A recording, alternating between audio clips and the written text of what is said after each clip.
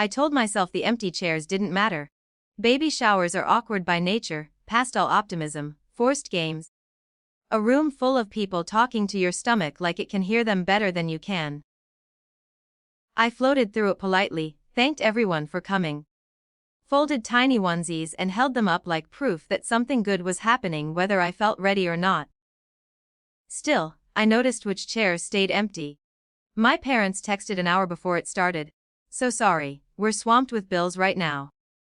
Can't made check. There was a heart emoji. As if that softened the practical tone of the message. My sister sent nothing.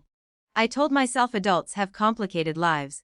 I told myself pregnancy makes you sensitive. I told myself this wasn't a referendum on where I stood. The party ended. The balloons sag. I went home tired in a way sleep doesn't fix. 3 days later, while waiting for water to boil, I opened my phone and scrolled. That's when I saw it. My sister in front of a glossy black car, keys raised, smiling the kind of smile that doesn't wonder if it's allowed. The caption read, "Unlimited love to our parents for this amazing upgrade." There were celebratory emojis. My parents had liked it within minutes. I didn't cry. That surprised me. What I felt was a clean click inside my chest, like a door closing. I sat at the kitchen table and thought about how many times this shape of moment had happened before. Support explained away, favors justified. Everything technically defensible if you didn't zoom out. I thought about how often I'd decided not to be difficult, not to make things weird. I thought about the child I hadn't met yet, who would learn from whatever I modeled now. I didn't comment on the post. I didn't call my sister. I didn't send a screenshot to anyone with a, "Can you believe this?" attached. Instead, I pulled out a folder I'd been meaning to organize for months.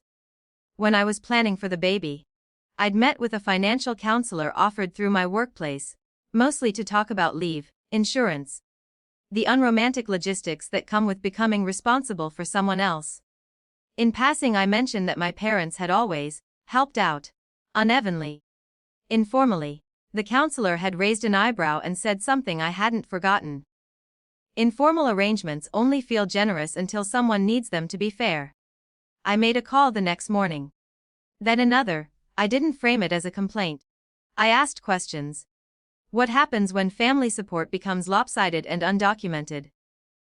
What protections when expectations are implied but not written down? What are my options if I want clarity without confrontation? The answers weren't dramatic, they were procedural. There were forms. There was a mediation service tied to a family trust my parents had once mentioned casually. As if it were just a savings account with better manners. Turns out it had rules my parents had quietly ignored because no one had ever asked them not to. I requested a review. The letter went out the following week. Polite, neutral. It explained that before further disbursements could be made from the trust, there would be a standard assessment to ensure compliance with its stated purpose: equite for dependents. The word equitable appeared twice. No names were accused. No photos were attached. My phone rang that evening. My mother sounded confused more than angry. "We got something in the mail," she said. "About the trust." "Did you know about this?" "Les," I said. I kept my voice even because it was easier than bracing it. "You didn't have to do that," she said. "You could have just talked to us."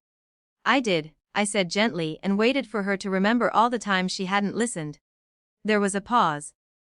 Then, "Your sister needed the car."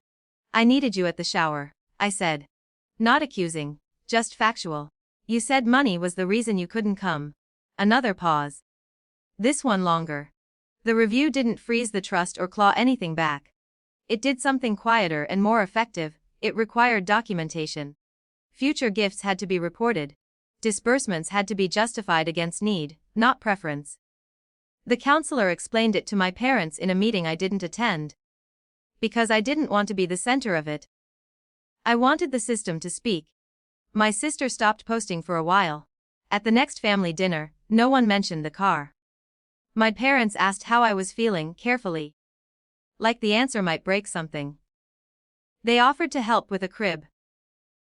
I said thank you and asked them to coordinate through the trust administrator.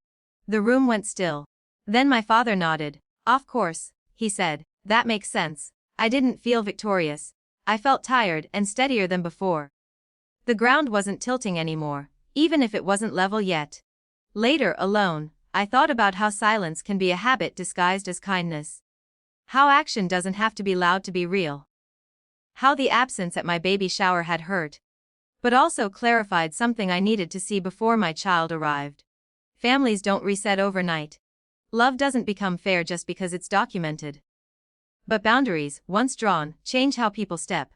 When the baby came, my parents visited. They brought a gift. It was modest.